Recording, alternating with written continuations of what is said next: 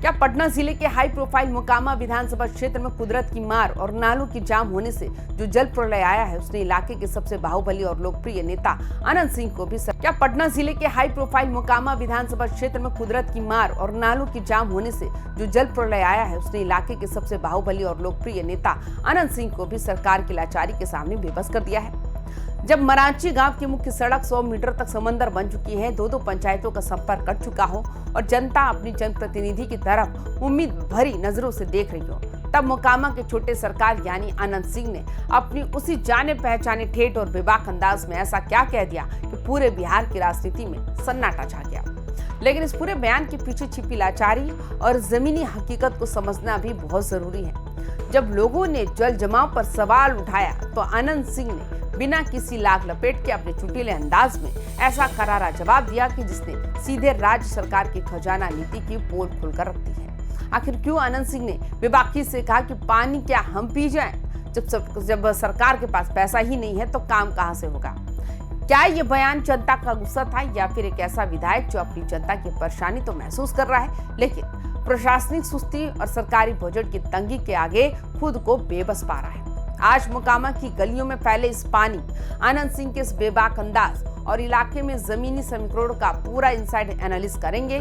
मोकामा में बाढ़ और जल जमाव के बीच विधायक अनंत सिंह के इस वायरल होते बयान, मरांची गांव की ग्राउंड रिपोर्ट और मोकामा के सियासी समीकरण को समझने के लिए आज ये वीडियो पूरी जरूर देखें बिना स्किप किए। नमस्कार, आप देख रहे हैं वाइबिन बिहार झारखंड। मैं हूं आपके साथ मुदिता त्रिपाठी। क्या पटना जिले के हाई प्रोफाइल मोकामा विधानसभा क्षेत्र में कुदरत की मार और नालों की जाम होने से जो जल प्रलय आया है उसने इलाके के सबसे बाहुबली और लोकप्रिय नेता अनंत सिंह को भी सरकार की लाचारी के सामने बेबस कर दिया है।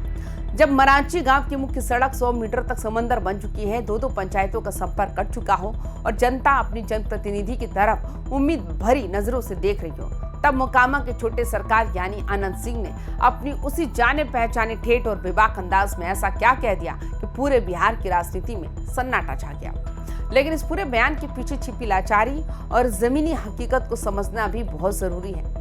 जब लोगों ने जल जमाव पर सवाल उठाया तो अनंत सिंह ने बिना किसी लाग लपेट के अपने चुटीले अंदाज में ऐसा करारा जवाब दिया कि जिसने सीधे राज्य सरकार की खजाना नीति की पोल खोलकर रख दी है। आखिर क्यों अनंत सिंह ने बेबाकी से कहा कि पानी क्या हम पी जाएं? जब सरकार के पास पैसा ही नहीं है तो काम कहां से होगा? क्या ये बयान जनता का गुस्सा था या फिर एक ऐसा विधायक जो अपनी जनता की परेशानी तो महसूस कर रहा है लेकिन प्रशासनिक सुस्ती और सरकारी बजट की तंगी के आगे खुद को बेबस पा रहा है?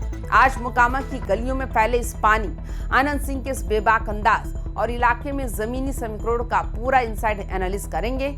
मोकामा में बाढ़ और जल जमाव के बीच विधायक अनंत सिंह के इस वायरल होते बयान, मरांची गांव की ग्राउंड रिपोर्ट और मोकामा के सियासी समीकरण को समझने के लिए आज ये वीडियो पूरी जरूर देखें बिना स्किप किए। नमस्कार, आप देख रहे हैं वाइबिन बिहार झारखंड। मैं हूं आपके साथ मुदिता त्रिपाठी। कि सरकारी महकमों से फंड रिलीज नहीं होगा तब तक कोई भी जनप्रतिनिधि अकेले क्या कर सकता है? मोकामा की राजनीति को जो लोग करीब से जानते हैं उन्हें पता है कि अनंत सिंह का अपनी जनता से रिश्ता सिर्फ वोटों का नहीं है। मोकामा में अनंत सिंह की पहचान एक ऐसे नेता की है जिसके दरवाजे पर आधी रात को अगर कोई गांव वाला पहुंच जाए तो उसकी बात सुनी जाती है। यही वजह है कि जब मरांची गांव में पानी भरा तो अनंत सिंह ने कोई झूठा आश्वासन या मीठा दिलासा नहीं दिया।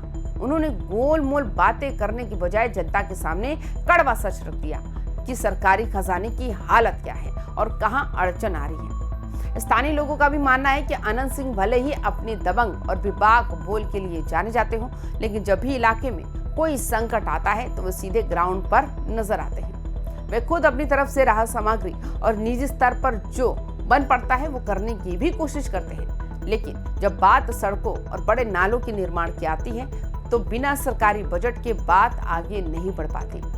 अनंत सिंह